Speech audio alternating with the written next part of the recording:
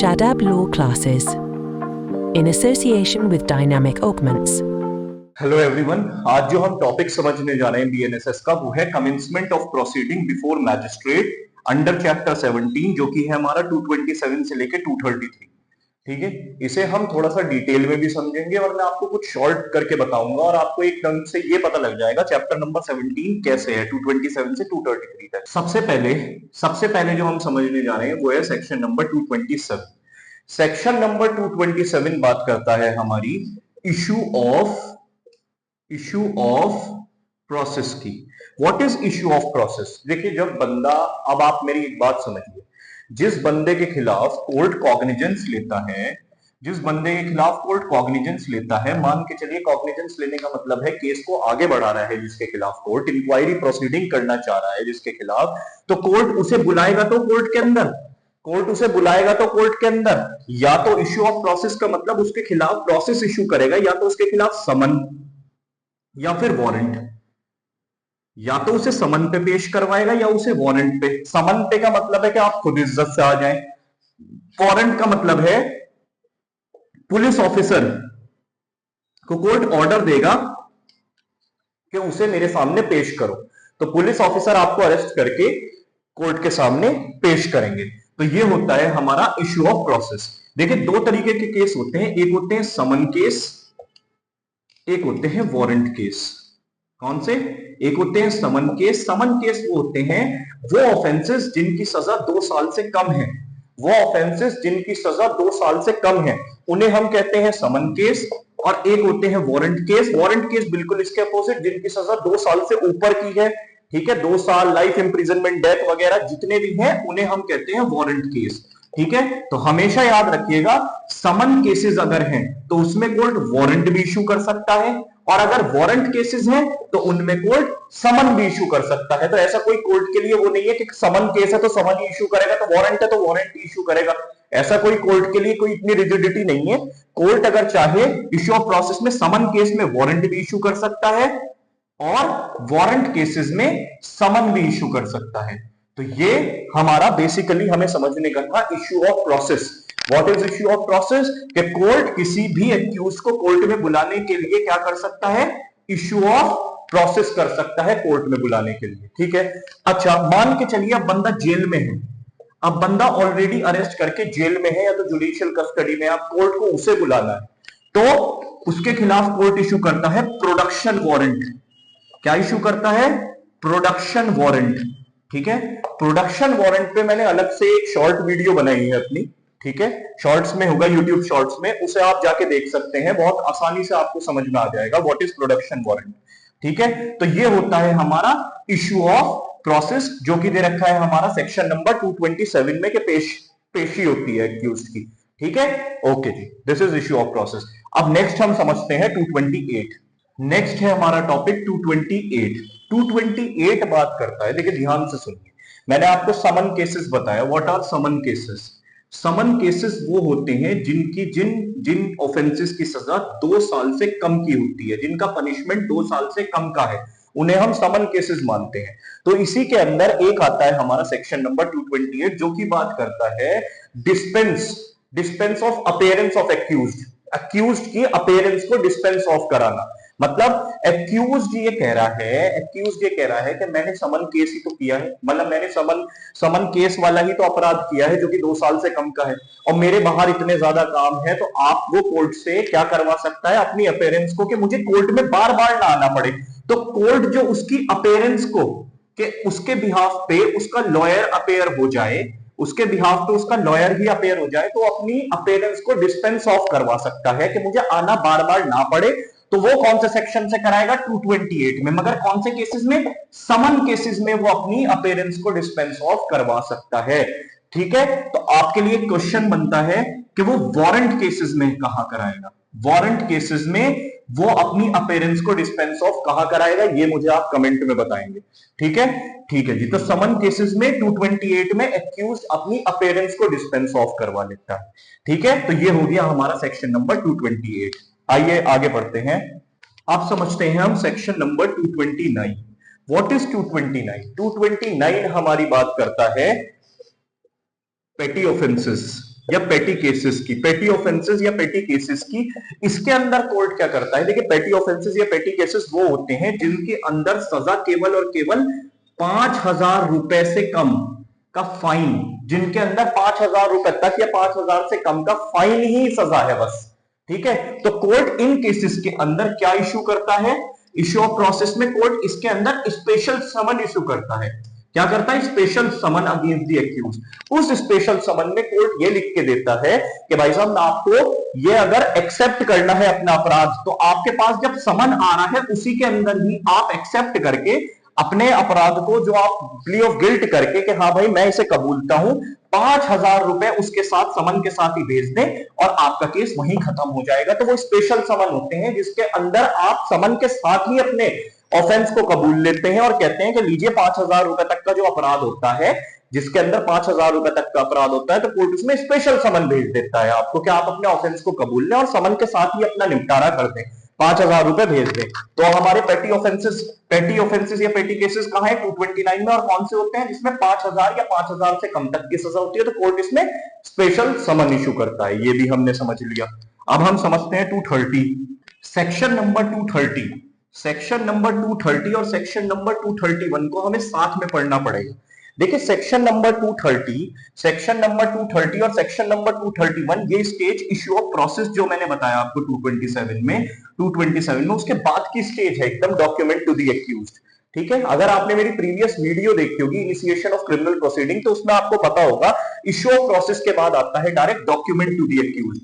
अब जब 227 में कोर्ट ने उसे समन या वारंट पे बुला लिया है कोर्ट में, ठीक है, या तो पुलिस वाले उसे लेके आए या खुद आ गया समन पे, तो अब कोर्ट की ड्यूटी बनती है कि उसे क्या देना? Document to the accused. Accused को डॉक्यूमेंट दिए जाएंगे। जरा हम ध्यान से समझते हैं एक्यूज्ड को डॉक्यूमेंट कैसे दिए जाएंगे। एक्यूज्ड को डॉक्यूमेंट दिए जाते हैं सेक्शन नंबर 230 और सेक्शन नंबर 231 में। अब मेरी बात अगर ध्यान से सुनेंगे आप, अगर केस इंस्टीट्यूट हुआ है,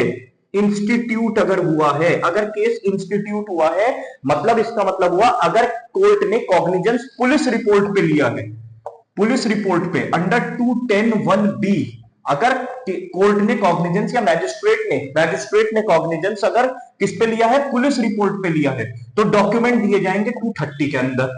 और अगर कंप्लेंट और इंफॉर्मेशन पे कॉग्निजेंस लिया है, कंप्लेंट में 210(1)(a) या फिर 210(1)(c) इंफॉर्मेशन पे अगर कॉग्निजेंस लिया है, तो डॉक्यूमेंट दिए जाएंगे 231 के अंदर, तो डॉक्यूमेंट दिए जाएंगे 231 के अंदर। ये बात भी हमें समझ में आ गई।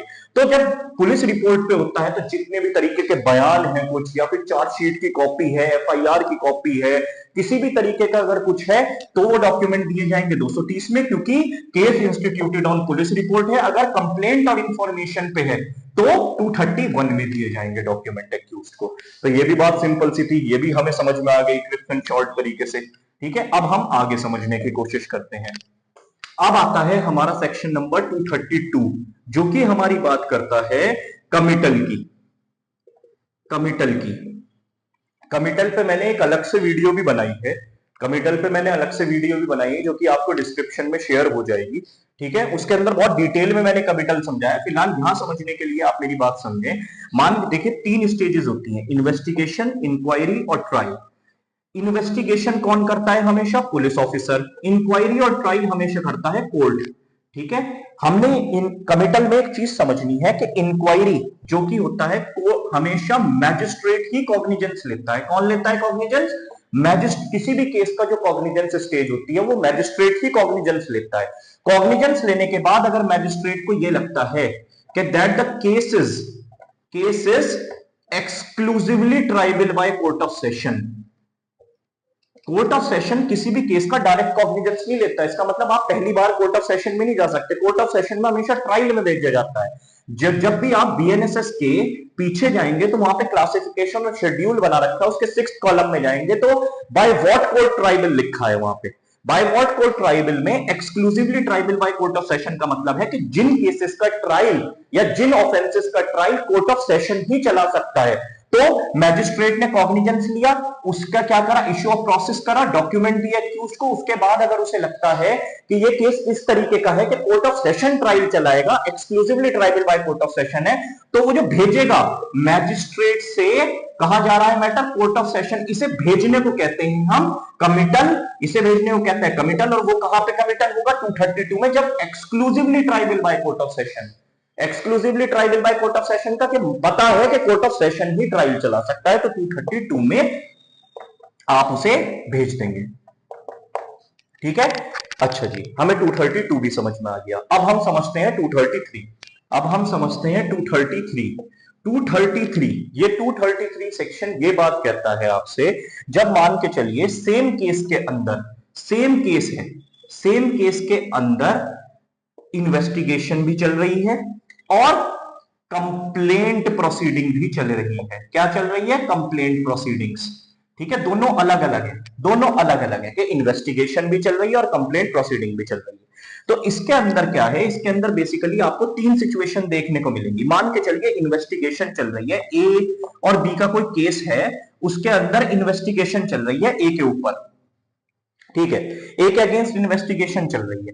इसी केस के अंदर मान के चलिए कंप्लेंट भी दायर है, कंप्लेंट भी दर्ज है, ठीक है, कंप्लेंट भी दर्ज है। कंप्लेंट मैजिस्ट्रेट के पास, किसके पास? कंप्लेंट मैजिस्ट्रेट के पास जो कंप्लेंट है। मैजिस्ट्रेट अपनी कंप्लेंट प्रोसीडिंग जब चला रहा था तो उसे ये पता लगता है कि सेम केस की पुलिस ऑफिसर इन्वेस्टिगेशन भी कर रहे हैं, तो मैजिस्ट्रेट क्या करता है? ये कंप्लेंट वाली प्रोसीडिंग के ऊपर वो जो चला रहा था उस पर लगा देता है स्टे, और पुलिस ऑफिसर से कहता है जब तुम्हारी इन्वेस्टिगेशन खत्म हो जाए तो मेरे पास इस केस की पुलिस रिपोर्ट लेके आना, मेरे पास इस केस की पुलिस रिपोर्ट लेके आना। तो पुलिस ऑफिसर उसके पास पुलिस रिपोर्ट लगाते हैं। तो ध्यान से सुनिएगा, अगर मैजिस्ट्रेट को ये लगता है, इसके अंदर तीन सिचुएशन आएंगी, इसके अंदर कितनी सिचुएशन आएंगी? तीन सिचुएशन आएंगी। अगर मैजिस्ट्रेट को पुलिस रिपोर्ट देखने के बाद ऐसा लगता है कि नहीं यार मुझे पुलिस रिपोर्ट पे कॉग्निजेंस नहीं लेना, तो वो जो कंप्लेंट पे जो उसने स्टे लगाया था उसे कर देगा रिवाइव, कि अपनी कंप्लेंट प्रोसीडिंग चला देगा। ठीक है जी। अब दूसरी सिचुएशन, मतलब रिवाइव कर दिया जी, उसे पुलिस रिपोर्ट पे कॉग्निजेंस नहीं लिया और रिवाइव। अब दूसरी सिचुएशन क्या है कि जो इन्वेस्टिगेशन पुलिस रिपोर्ट जो बनी है, पुलिस वालों ने जो पुलिस रिपोर्ट लगाई है, इन्वेस्टिगेशन करी है, उस पुलिस रिपोर्ट में जो एक्यूज्ड है वो एक्स है, मान के चल लेते हैं, और कंप्लेंट वो जिसके खिलाफ लगी थी वो ए है, मान के चलिए। ठीक है, तो दोनों एक्यूज्ड अलग अलग है। अगर दोनों एक्यूज्ड अलग अलग है तो पुलिस रिपोर्ट पे कॉग्निजेंस अलग लेगा मैजिस्ट्रेट, और कंप्लेंट वाली प्रोसीडिंग को रिवाइव करके ए के खिलाफ अलग केस चलाएगा, भले ही सेम केस हो, भले ही सेम केस हो। ठीक है जी। अब आती है हमारी थर्ड सिचुएशन, जहां पे इन्वेस्टिगेशन में भी एक्यूज्ड है, पुलिस रिपोर्ट में भी, और यहां भी एक्यूज्ड है और सेम केस है। तो क्या करेगा मैजिस्ट्रेट? ये समझने की चीज है, ये समझने की चीज है कि इन्वेस्टिगेशन से भी यही एक्यूज निकला है खत्म होने के बाद पुलिस रिपोर्ट जो मैजिस्ट्रेट के पास लगी है, और कंप्लेंट भी उसी के अगेंस्ट चल रही थी प्रोसीडिंग। तो क्या करता है मैजिस्ट्रेट? ये इन्वेस्टिगेशन वाली है और ये कंप्लेंट वाली है, इन्हें कर देगा मर्ज, इन्हें कर देगा मर्ज। मर्ज करने के बाद, दोनों को मिलाने के बाद, दोनों को मर्ज करने के बाद मैजिस्ट्रेट क्या करता है? मैजिस्ट्रेट ऐसा मानेगा जैसे पुलिस रिपोर्ट पे वो कॉग्निजेंस लिया, that the case is instituted on police report, और मैजिस्ट्रेट 210(1)(b) में कॉग्निजेंस लेने के बाद केस को आगे बढ़ाएगा, केस को आगे बढ़ाएगा। ठीक है, दोबारा समझते हैं कि मैजिस्ट्रेट दोनों, अगर एक्यूज सेम है और केस भी सेम है, सब कुछ सेम है, तो उन प्रोसीडिंग्स को दोनों को कर देगा मर्ज। ठीक है, मर्ज करने के बाद जो ऐसे माना जाएगा as the case is instituted on police report, और पुलिस रिपोर्ट पे कॉग्निजेंस लेके आगे बढ़ा जाएगा, पुलिस रिपोर्ट पे 210(1)(b) में कॉग्निजेंस लेके आगे बढ़ा जाएगा। तो ये था हमारा commencement of proceeding before magistrate. ये पूरा का पूरा चैप्टर था जो कि मैंने आपको अच्छे से समझाने की कोशिश करी है। ठीक है, आई होप आपको समझ में आया हो, एंड ऑल द बेस्ट।